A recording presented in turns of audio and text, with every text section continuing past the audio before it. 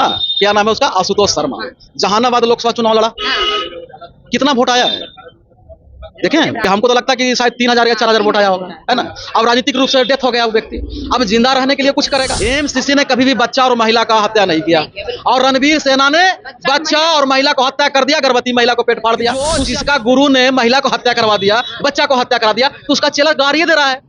इसमें क्या आप नैतिकता खोज रहे हैं? ये तो नैतिक विहीन संगठन के ही लोग हैं। जिस तरह से उसने काउंटर किया कि इसको लंगे रोड पर लगा देंगे, ठीक है ना, तो इसका मतलब फिर से बिहार में नीतीश कुमार चाहता है कि खूनी संघर्ष हो। एक तरफ एमसीसी का राइफल बोले और एक तरफ रणवीर सेना का बोले, ऐसा क्योंकि हारने वाला है एससी एसटी आयोग का चेयरमैन।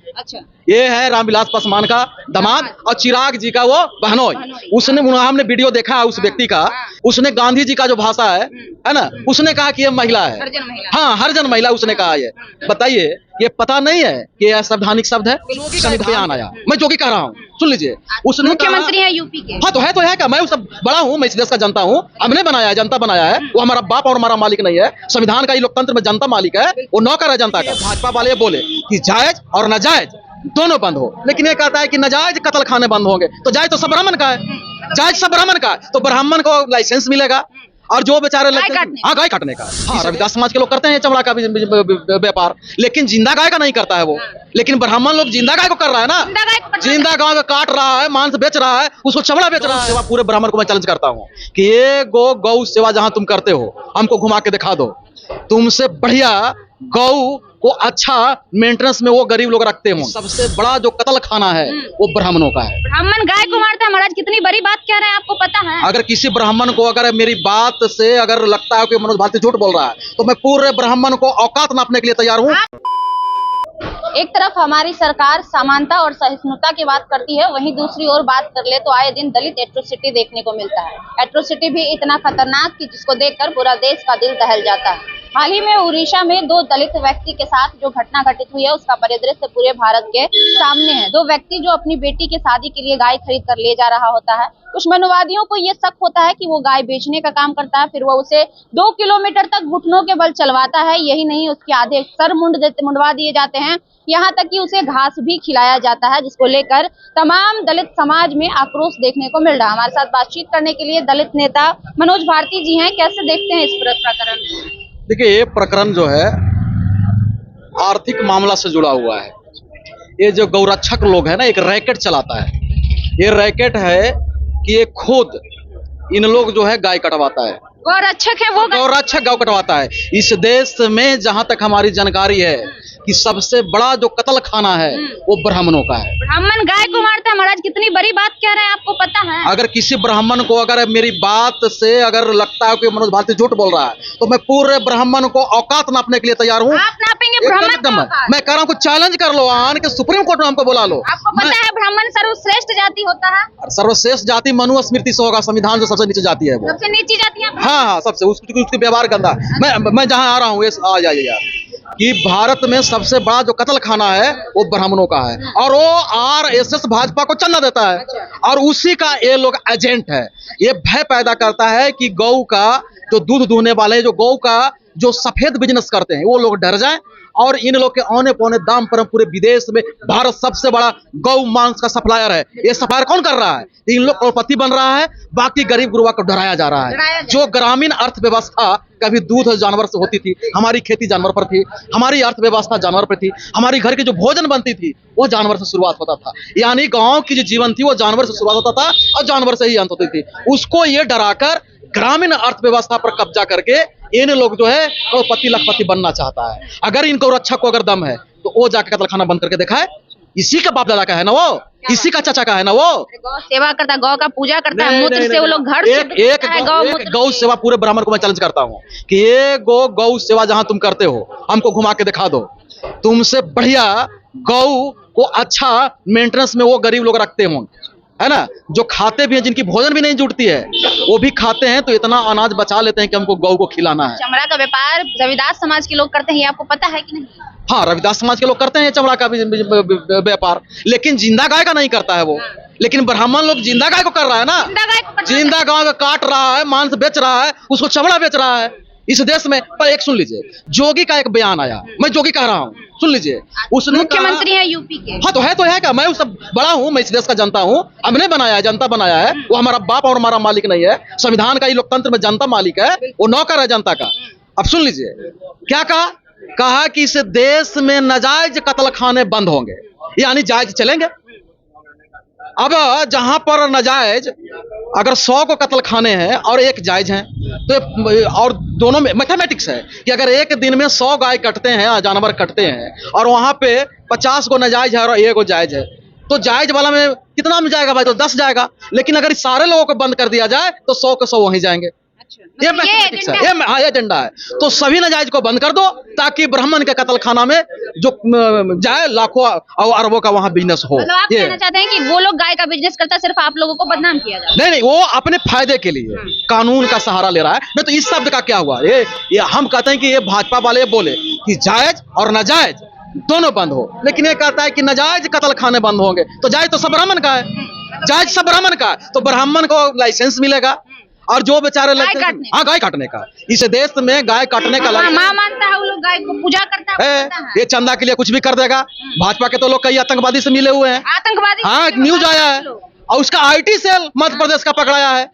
वे ये कुछ भी कर सकते हैं, इनको ना देश से मतलब है, ना धर्म से मतलब है, इनको मतलब है मालामाल होने से। हाँ। बिहार की भी एक घटना है, सारिका पासवान समाज से आती है। आशुतोष कुमार ब्राह्मण भूमियार एकता मंच चलाने वाले एक व्यक्ति हैं, जिन्होंने बहुत ही अभद्र टिप्पणी की है। टिप्पणी ऐसी की है कि हम आपको बोलकर नहीं बता सकते हैं। कैसे देखते हैं? और आज जो है सारिका पासवान का पुतला दहन वो गांधी मैदान में कर रहे हैं। ये देखिए, ये राजनीतिक एजेंडा है। जिनका आप बोल रहे हैं ना, क्या नाम है उसका? आशुतोष शर्मा। जहानाबाद लोकसभा चुनाव लड़ा, कितना वोट आया है देखें? ब्राह्मण भूमियार की बात। अरे भाई, मैं तो कह रहा हूँ ना कि हमको तो लगता है कि शायद 3000 या 4000 वोट आया होगा, है ना। अब राजनीतिक रूप से डेथ हो गया वो व्यक्ति, अब जिंदा रहने के लिए कुछ करेगा।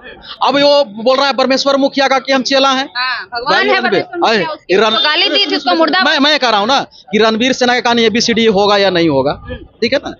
रणवीर सेना का ABCD होगा या नहीं होगा, रणवीर सेना का ABCD या नहीं होगा। अब बताता हूँ, रणवीर सेना और MCC इस देश में 2 संगठन थे, जिसको सरकार ने MCC को नक्सली कहा और इसको कहा नक्सली विरोधी संगठन। ये दोनों बीच की लड़ाई होती थी, ठीक है ना। और आपको लगता होगा कि बुरा बोला। अब MCC के द्वारा भी कई जगह अभी सरकार के रिकॉर्ड में है कि नरसंहार हुआ, और रणवीर सेना के द्वारा, पर दोनों में अंतर है। MCC ने कभी भी बच्चा और महिला का हत्या नहीं किया, और रणवीर सेना ने बच्चा और महिला को हत्या कर दिया, गर्भवती महिला को पेट फाड़ दिया। तो उससे आप क्या उम्मीद रखते हैं? वो खुद कह रहा है कि मैं परमेश्वर मुखिया हमारे गुरु हैं, तो उससे क्या उम्मीद रखते हैं कि महिला को नहीं देगा? नहीं ना, मैं ये कह रहा हूँ कि जिसका गुरु ने महिला को हत्या करवा दिया, बच्चा को हत्या करा दिया, तो उसका चेला गालियां दे रहा है। इसमें क्या आप नैतिकता खोज रहे हैं? ये तो नैतिक विहीन संगठन के ही लोग हैं। चैलेंज कर रहा है कि पूरे बिहार के ब्राह्मण भूमियार को एक करेगा और सारिका पासवान। अरे भाई, कोई नहीं इसका ब्राह्मण भूमियार इसको साथ आ रहा है, कोई नहीं ऐसी खाली झूठे, ऐसी झूठे आ रहा है। हम कहते हैं कि मनोज भारती पूरे नक्सली MCC को हम भी एक कर ले चल रहे हैं, तो मान लगा लोग। ये सब प्रोपगंडा है, राजनीति में जो डेथ हो गया है उसके जिंदा रहने का। लेकिन इस लड़ाई में एक व्यक्ति का पोल खुल गया, वो है SC/ST आयोग का चेयरमैन। अच्छा। ये है रामविलास पासवान का दामाद और चिराग जी का वो बहनोई। उसने, हमने वीडियो देखा है उस व्यक्ति का। पहले भी मैं कह रहा हूं कि ये वो व्यक्ति नहीं है। उसने खुद कहा है कि ये, मैं वो शब्द बोलूं तो शायद वो भी होगा, उसने गांधी जी का जो भाषा है ना, उसने कहा कि ये महिला है। हाँ, हरिजन महिला उसने कहा। ये बताइए, ये पता नहीं है कि यह संवैधानिक शब्द है? संविधान के पद पे बैठा व्यक्ति SC/ST और SC आयोग का ये चेयरमैन बोलता है कि हरिजन लड़की है, हरिजन पासवान इंटेलेक्चुअल नेता है, उनके घर में सब पढ़े। अरे नहीं, ये साफ ये है ना कि दामाद आयोग हो गया है, RSS का पिछलग्गू हो गया है, ये पॉकेट के हो गया है। इस लड़ाई में इतना तो समझ में आ गया। का नेता है महाराज, पूरे दलित का आइकॉन बना हुआ है। कौन? चिराग पासवान। तो बोल के दिखाए ना, इस पर बोल के दिखाए। सारिका पासवान पर बोला है चिराग पासवान का एक लाइन भी नहीं बोल सकता है, क्योंकि वो चैलेंज कर रहे हैं आप चिराग पासवान। हाँ, चैलेंज कर रहे हैं, जान रहे हैं। चिराग पासवान भूमियार ब्राह्मण या और कोई भूमियार ब्राह्मण इंसान छोड़ दीजिए, जो भूमियार ब्राह्मण में दुष्ट लोग है, दुष्प्रवृत्ति का लोग है, उसके खिलाफ भी नहीं बोलेगा। ये उसके खिलाफ नहीं, उसके खिलाफ भी नहीं बोलेगा। दलितों के चहेते हैं, बिहार बदलने की बात कर रहे हैं, बिहार फर्स्ट, बिहार ही फर्स्ट। अरे अपने परिवार बदलने का है, वैसे के तो चेयरमैन बनाए है ना, जिसको ये भी पता नहीं है कि अनुसूचित जाति बोलना है कि हरिजन बोलना है। यही पे जार बदल देंगे। आप बिहार ही बदल देंगे वो। आप भी दलित नेता हैं, आप सारिका पासवान के साथ खड़े होंगे, जरूरत पड़ेगी। सरिका पासवान जी के साथ अन्याय हुआ है। सरिका पासवान ने क्या बोला क्या नहीं बोला, उन्होंने लेकिन जब ब्रह्मेश्वर मुखिया मुर्दाबाद सिर्फ एक इंटरव्यू में कहा। हाँ ये पॉलिटिकल पार्टी, हम तो नरेंद्र मोदी मुर्दाबाद बोलते हैं। हाँ। नरेंद्र मोदी मुर्दाबाद, अमित शाह मुर्दाबाद, क्या कोई कर लेगा हमको? ये लोकतंत्र में हमको अधिकार है। हाँ। है? ये वो अपने अधिकार का उपयोग किया, लेकिन जिस तरह से उसने काउंटर किया कि इसको लंगे रोड पर लगा देंगे, ठीक है ना, तो इसका मतलब फिर से बिहार में नीतीश कुमार चाहता है कि खूनी संघर्ष हो। एक तरफ एमसीसी का राइफल बोले और एक तरफ रणवीर सेना का बोले, ऐसा, क्योंकि हारने वाला है ये हारने वाला है। अरेस्टिंग भी नहीं हुई है, उन्होंने SC/ST आयोग में भी दिया एप्लीकेशन। ये अरेस्ट नहीं होगा, ये सरकार के प्रायोजित है, ये सरकार का प्रायोजित लड़ाई है। ये चाहता है कि इस देश में फिर एक आध गो नरसार हो, इस राज्य में ये सरकार चाहती है। सरकार बचने वाला नहीं है ना, शासन की सरकार है महाराज। सुशासन के सरकार में तो सब लूटा गया। सुशासन की सरकार कैसे है जो स्कॉर्पियो पर रोड पर गोली चला रहा हो, सुशासन की सरकार में रोज VIP एरिया में गोली चल रहा हो, सुशासन के सरकार में सारी दलित अधिकार खत्म हो गया, छात्रवृत्ति खत्म हो गया, इनकी जमीन लूटी जा रही है, इनकी पोखरा पेन पर से हटाया जा रहा है। कौन सुशासन की सरकार है? डेली जमीन लूटी जा रही है, डेली इज्जत लूटा जा रहा है, खुलेआम कहा जा रहा है, दलित के नेत्री को कहा जा रहा है कि रोड पर लंगे नचा देंगे। ये सुशासन है? और कोई कार्रवाई नहीं होता, ये सुशासन है? नीतीश कुमार दलित महादलित को इतना सम्मान दिए, आपको पता है? मैं तो यही तो देख रहा हूँ कि एक भी दलित मामले में कोई फैसला नहीं आया। बहुत बहुत शुक्रिया। तो देखिए, हमारे साथ बातचीत कर रहे थे दलित नेता मनोज भारती, काफी नाराज लग रहे हैं, कह रहे हैं कि ये सुशासन की सरकार बिल्कुल भी नहीं है। अगर सुशासन की सरकार होती तो आज जो दिन रात हत्याएं हो रही है, जो दलित महिलाओं के आचरण पर उंगली उठाए जा रहे हैं और उन पर कार्रवाई नहीं हो रही है, ये नहीं होती। बाकी इनकी बातों पर आपकी क्या प्रतिक्रिया है, हमें कमेंट बॉक्स में जरूर दीजिएगा। लाइव लॉन्ग न्यूज देख रहे थे आप, मेरा नाम खुशबू है, बहुत बहुत धन्यवाद।